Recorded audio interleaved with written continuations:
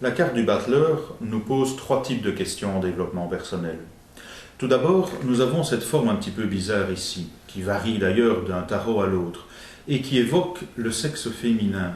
Donc, il évoque l'arrivée sur Terre. Il faut imaginer ça en trois dimensions. Pose donc les questions relatives à l'histoire personnelle de la personne par rapport à l'accouchement. Une autre partie de la carte ici va poser des questions. Cette table de couleur chair, c'est notre vie. Ce sont donc tous les épisodes de notre vie, toute notre histoire personnelle qui est mise à plat dans cette carte.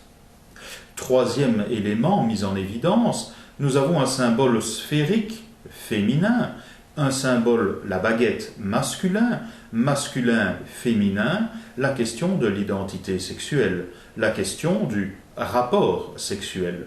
Ces trois thèmes sont donc trois éléments sur lesquels la carte du battleur vous invite à réfléchir.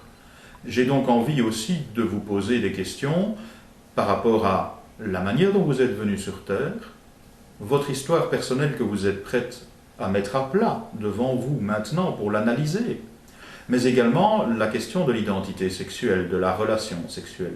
Ces trois thèmes sont trois thèmes posés par le battleur en développement personnel.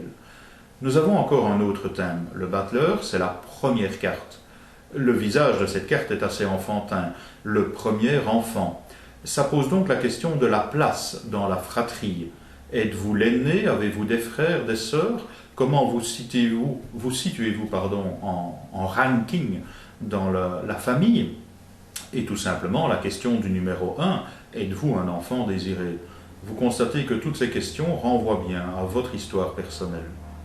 Voilà ce que j'avais envie de vous proposer pour la carte du battleur. La carte du battleur est la première carte du tarot. Ce sont donc des questions primaires qu'elle nous pose.